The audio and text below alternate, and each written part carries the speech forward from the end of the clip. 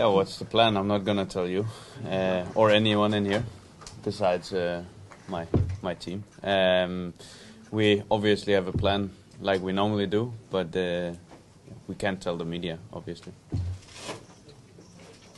Okay, next one. Yeah. Yeah, to the left. I'm Filippo Ricci from Gazzetta dello Sport. Yesterday, Pogacar said he was had a few compliments for you. He said you are the best climber, especially on the long climbs. Do you agree with him? And which is your strength? I mean, that's a very nice compliment from Tadej. Yeah, Tadej is a nice guy, and I mean, I think we saw in Dauphiné that he was better than me on the longer climbs. So I don't know if I would agree. At least how it was in Dauphiné. I mean, hopefully we can.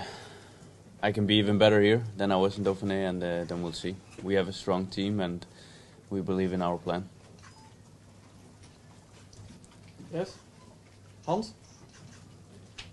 Hi Jonas. Hello. From the Telegraaf, Hans Vingegaard. In what way do you think the key for the Tour victory is in the first 10 days? I think for sure the first 10 days are very, very important. It's a very, it will be a very hectic start, very hectic first 10 days. I never tried a bunch sprint on the stage 1, so that's first time for me as well. And I think all the time when I saw it as a kid, it was very, what I could tell from the television was that it was very hectic. So I think in the first 10 days you really have to try to stay out of trouble, don't lose any time, and then obviously normally you can make the big difference in the mountains. Yes. Sorry, continue, Jonas. Is it a fair assessment to say that you're stronger than ever, but you're also unsure if it's enough to win in the end?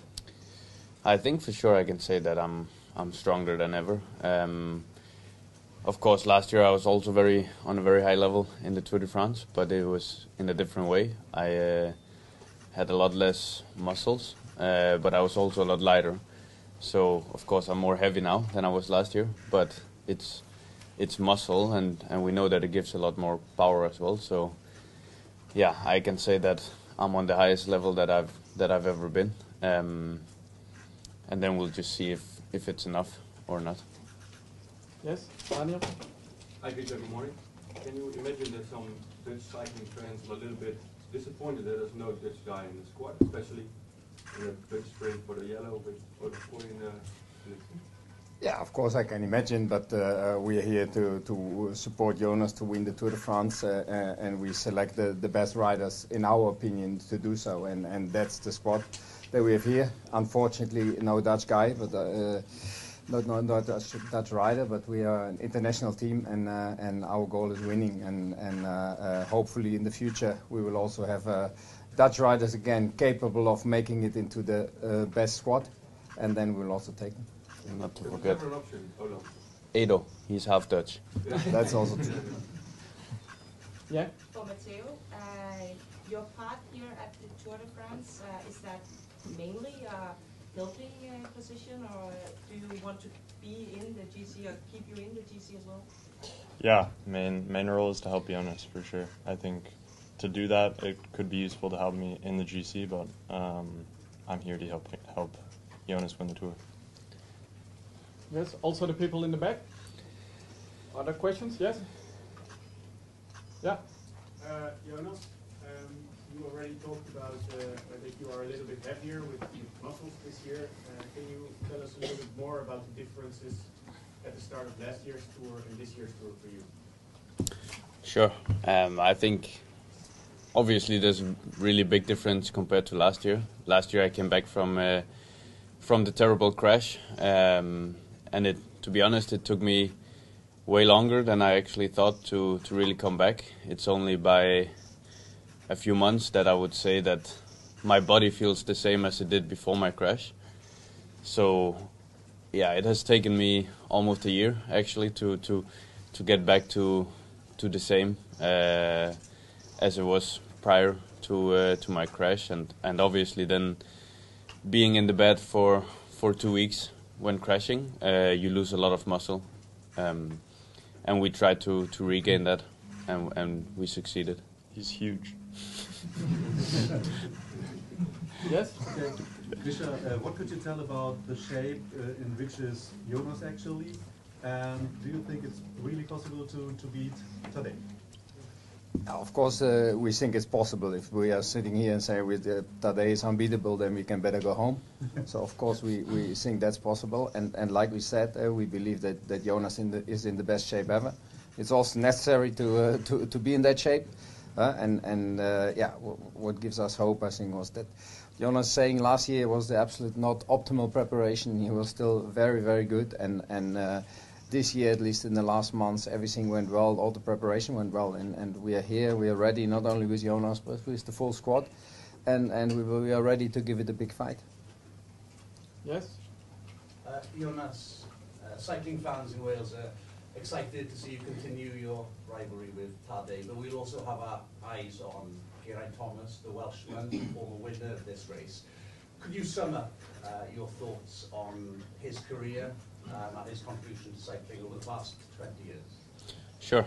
Sorry, in Danish, please. In Danish. In Danish? In Danish, please. Yes, we'll have it translated. We don't like English. No? Okay. We're from Wales. You're from Wales, okay, yeah. So he's not going to understand what you're saying? No, yeah. It's okay, we can have it translated. Ja, sure. Nej, Geraint Thomas, han har jo været en del af cykelsporten lige så lang tid, som jeg kan huske, og i starten, der kørte han jo meget klassikerne, og jeg kan huske, at jeg så klassikerne, og at han ligesom kørte med om sejrene der, og at han var en af de store, og lige pludselig at transformere sig ind til at køre Tour de France, og så vinde Tour de France, det var fantastisk at se, og det er jo en fantastisk karriere, han har haft. I translate. It's fantastic to see him, and he had a fantastic career. Also in the back? Yes? Yes. Hi, Jonas.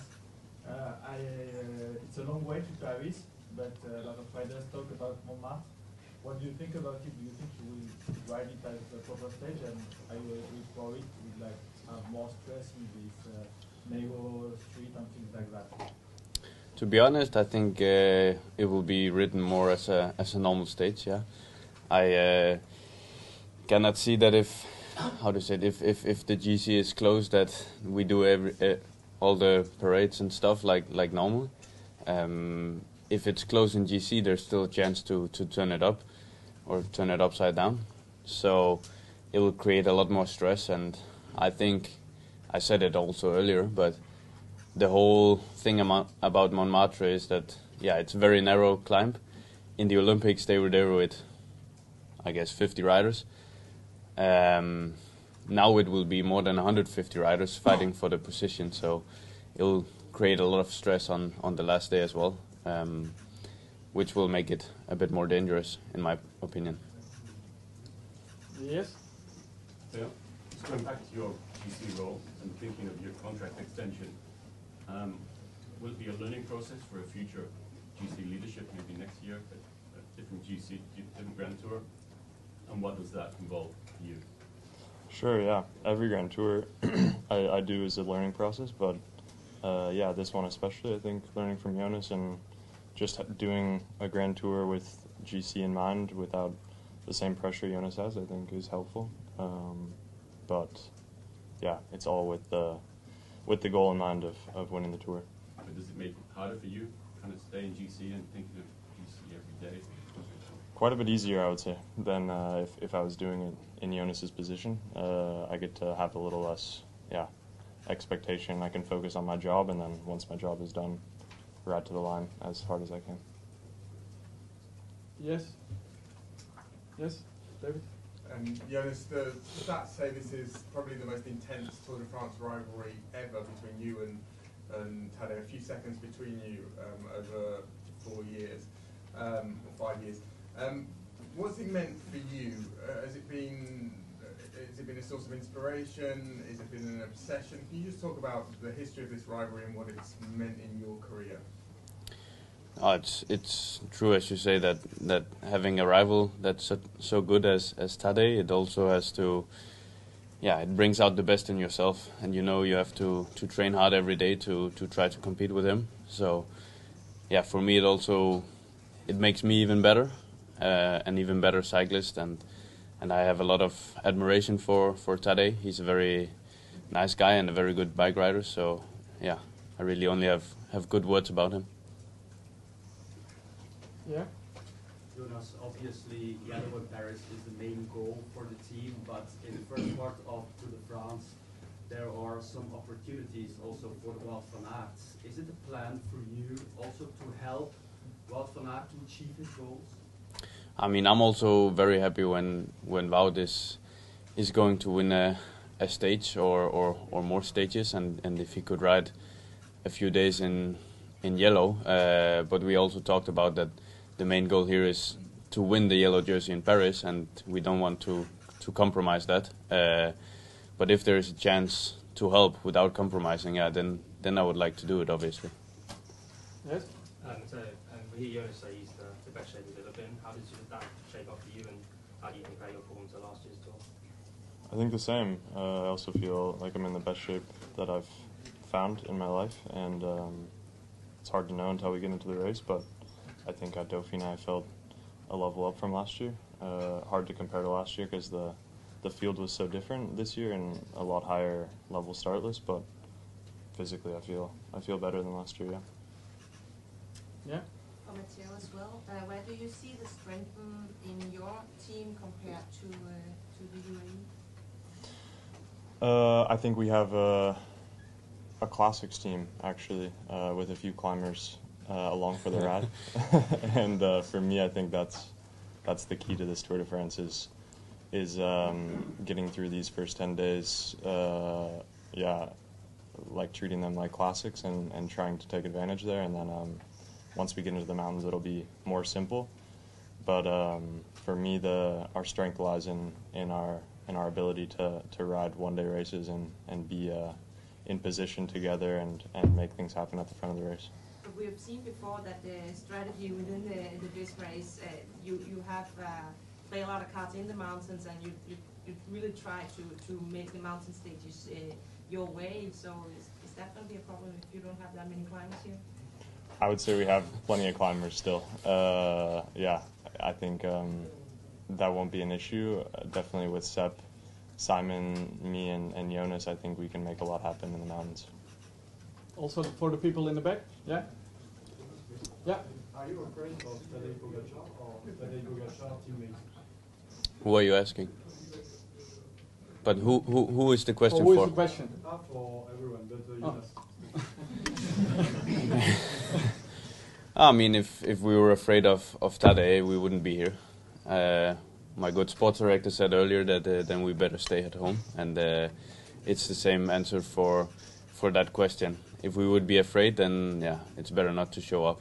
So obviously we're not afraid, but we have a lot of respect for him as well and what he can do. Yeah. Jonas, in Dauphiné, the time trial, you're quite a lot better than Tadej.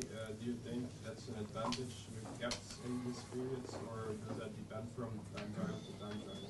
I think it depends on time trial to time trial. I think also in the past I showed that, yeah, normally when you do not so good a time trial in Dauphiné, you can still do a very good one in the Tour de France. So a lot of things can happen in the meantime. Obviously, it's better to do a good one there, but yeah, we will see on stage 5 how that will be. Yeah. Question for Christian. Like Matteo said, you have almost a classics team, a really strong team. So what's the mindset for the first 10 days? Is it to try to create chaos or avoid the chaos? I think the chaos will create itself when the stages are designed. The weather forecast is for now. You can expect a lot of chaos, and we have to be ready for that. I think we, what Matteo said, we did bring the right riders for that, and yeah, will be interesting and impactful first week. That's at least what I expect. People in the back, yeah. Hello, Jonas. Especially the most stage, what will be the most challenging stage according to you? Oh, actually, to be honest, there's quite some challenging stages this year in the mountains. I don't think you can point out one that's really more than the others. So I would say more the 2 stages in the Pyrenees and the 2 stages in the Alps are more or less pretty equal, all of them. Yes, also for the people in the back, yeah? I see a hand, but not, yeah? Just a question for everyone. Did you watch the Netflix series TF Unchained? And did you think it really depicted the reality of the battles during the Tour de France? Krisha? I watched it last days, and I think it's a nice series, especially for people that don't understand so much about cycling. I think there are a lot of times things that are taken a bit out of context, but that's fair enough. So I like it to watch along. I don't know if it makes you wiser if you want to understand more about race tactics. Okay, you're on the left. Yes, Jonas, after your crash in the Paris-Nice, you complained a little bit about the surgery directly after your crash. I didn't have surgery. Yeah, could you explain what happened? No, I didn't have surgery. Okay. Surgery is when you cut something. But you fell on your head and nobody cared about you. You said a little bit like that. But how long does it take to come back after that crash? Well, it took me like 1 week on the couch, or I had to sleep a lot for 1 week. I was awake for about an hour, and then I had to sleep for an hour, and then the first 5 days was like this, and then from there on it started getting better, and then from about day 8 or 9 I could start like training at a very low intensity. Yes. On the left, yeah. To Jonas, you sprinted against Tadej in the first stage of the Dauphiné, and you exchanged some words with him after the finish. Could you share with us what they were? Well, I can't remember, sorry. Okay, yes? Jonas, the fact that you have more power, more muscles, does that benefit you on those sprinting stages in the first week, and also the first accelerations of Tadej, which are all very explosive in mountains? I mean, of course, doing an acceleration is easier, or you have a better acceleration when you have more muscle. So obviously that was also our plan compared to last year, because we felt like I was a bit weak on the accelerations. So we tried to increase that as well. Yes, in the back. Anyone? You're in the front? Yeah? Jonas, everybody's speaking about you and today and Remco. Who do you see as the most dangerous considered outside of those three? Well, to be honest, there's a lot of guys. It's the Tour de France, and everyone brings their best teams. So obviously, I think Primoz is a very good contender as well. He crashed out of the Giro. He will be ready for it, I think. And also Ineos have a very strong team. Movistar as well, so there's a lot of guys, and of course there's a lot of guys I don't even mention here. Yeah. Hi, Jonas again. If you look back at these 4 years, the first one for you it was then you won twice, and then you lost last year after the Itzulia crash.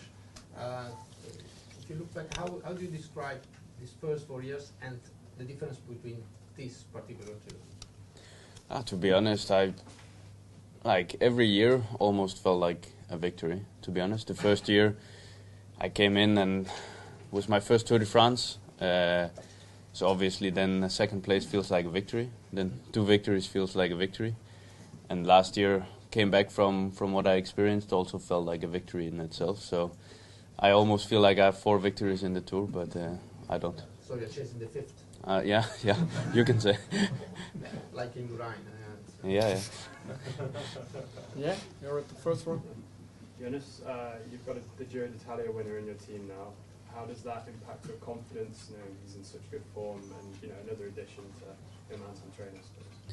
Yeah, it's true. I mean, Simon is really a good guy. He's super strong, and he was also there on altitude camp in Tignes, and we were watching him winning the Giro d'Italia, and it was incredible to see. I'm so happy for Simon, and to then have him in the team, not only him but also Sepp and Matteo for the mountains is it's for me it's a dream team in the climbs. To be honest, it's not only in the climbs but also on the flats. We have a full classic squad, but also really in the mountains I think we have the strongest teams as well. The last two questions. Yes. Jonas, yesterday Tadej was asked about how he deals with the spotlight, especially when you come to a race like this where you've got rooms full of people staring at you. How do you deal with the spotlight? How's that changed over the years? Yeah, I mean, of course, the first time you're in it, it's a bit overwhelming because there's quite some people in here.